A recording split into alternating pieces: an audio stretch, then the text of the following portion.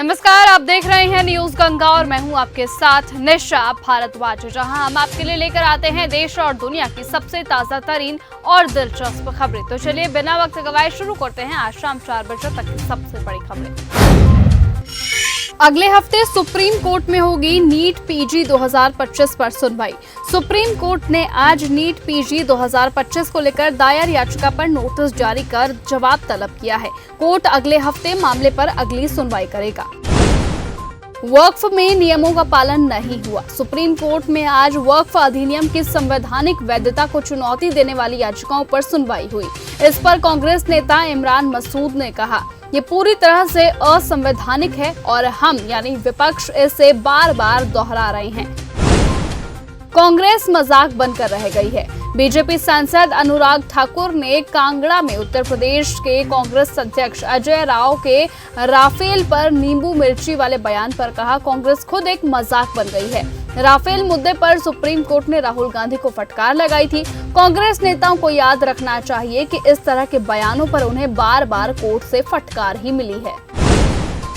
आधा दर्जन से ज्यादा अवैध मदरसों को मिलाया गया मिट्टी में। उत्तर प्रदेश की योगी आदित्यनाथ सरकार के निर्देश में भारत और बंगाल सीमा से सटे जिले में अवैध धार्मिक कब्जों और बिना मान्यता के चलाए जा रहे मदरसे के खिलाफ बड़े स्तर पर कार्रवाई लगातार जारी है। इसी क्रम में रविवार को प्रदेश के शास्त्री जनपद में राजस्व विभाग की टीम ने पुलिस प्रशासन के साथ मिलकर आधा दर्जन से ज्यादा मदरसों पर बुलडोजर चला दिया। ये मदरसा बिना मान्यता के अवैध तरीके से चलाया जा रहा था।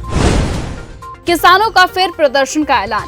पंजाब में किसान एक बार फिर अपनी मांगों को लेकर धरना प्रदर्शन करने जा रहे हैं। किसानों ने इसको लेकर कल यानी मंगलवार को दिन तय किया है। उन्होंने कल से शंभू बॉर्डर पर बड़े प्रदर्शन का ऐलान किया है। हालांकि इससे पहले कई किसान नेताओं को उनके घरों में ही नजरबंद किया गया है। अब मुख्यमंत्री भगवंत मान ने भी इस प्रदर्शन के खिलाफ कड़ी चेतावनी दी। साथ ही कहा कि अगर लोगों को परेशान किया गया तो सख्त कार्यवाही की जाएगी। मदनी के बयान पर बीजेपी हुई हमलावर। जम्मू कश्मीर के पहलगाम में हुए आतंकी हमले के बाद से ही भारत सरकार की तरफ से पाकिस्तान पर कड़ी कार्रवाई लगातार जारी है। इस आतंकी हमले को लेकर बीते दिन जमीयत उलेमाए हिंद के अध्यक्ष ने एक प्रेस कॉन्फ्रेंस की थी, जिसमें उन्होंने हमले की निंदा की थी और इसी दौरान उन्होंने पाकिस्तान का पानी रोके जाने को लेकर कहा था कि नदियां हजारों सालों से बह रही है, पानी रोका जाना देश के लिए ठीक नहीं है। मदनी के इस बयान के बाद अब बीजेपी उन पर हमलावर हो गई है। गोबर से तैयार पेंट का इस्तेमाल सरकारी भवन में भी होगा। सीएम योगी ने रविवार को कहा कि गोबर से निर्मित प्राकृतिक पेंट का इस्तेमाल सरकारी भवनों में भी किया जाए। उन्होंने कहा, जहां एक तरफ गोबर से निर्मित प्राकृतिक पेंट का इस्तेमाल सरकारी भवन में भी किया जाए, वहीं दूसरी ओर उन्होंने ये भी कहा कि इन पेंट से संयंत्र की संख्या भी बढ़ाई जाए। हिमांशी के समर्थन में उतरा बड़ा संगठन। पहलगाम हमले के बाद नौसेना अधिकारी लेफ्टिनेंट विनय नरवाल की पत्नी हिमांशी नरवाल के दिए गए बयान को लेकर उन्हें ट्रोल किया जा रहा है। इस बीच राष्ट्रीय महिला आयोग ने हिमांशी नरवाल का समर्थन किया। एनसीडब्ल्यू ने कहा कि किसी महिला को उसकी वैचारिक अभिव्यक्ति या निजी जीवन के आधार पर ट्रोल किया जाना सही नहीं है। दरअसल हिमांशी नरवाल ने 22 अप्रैल को पहलगाम के बैसरन घाटी में हुए अटैक के बाद कहा था कि मुसलमानों और कश्मीरियों को निशाना न बनाया जाए। हर्षा रिछारिया को मुस्लिम युवक ने शादी के लिए किया प्रपोज। प्रयागराज महाकुंभ से वायरल हुई हर्षा रिछारिया एक बार फिर से सुर्खियों में है। हर्षा रिछारिया इस बार एक मुस्लिम युवक से शादी का प्रस्ताव मिलने के बाद चर्चाओं में आई है। दरअसल रिछारिया को असलम पठान नाम के एक मुस्लिम व्यक्ति ने ईमेल पर शादी का प्रस्ताव भेजा, जिसके बाद हर्षा रिछारिया ने न सिर्फ उसे ठुकरा दिया बल्कि जवाब भी दिया। मुस्लिम युवक से शादी का प्रस्ताव मिलने के बाद हर्षा रिछारिया बुरी तरह भड़क गई।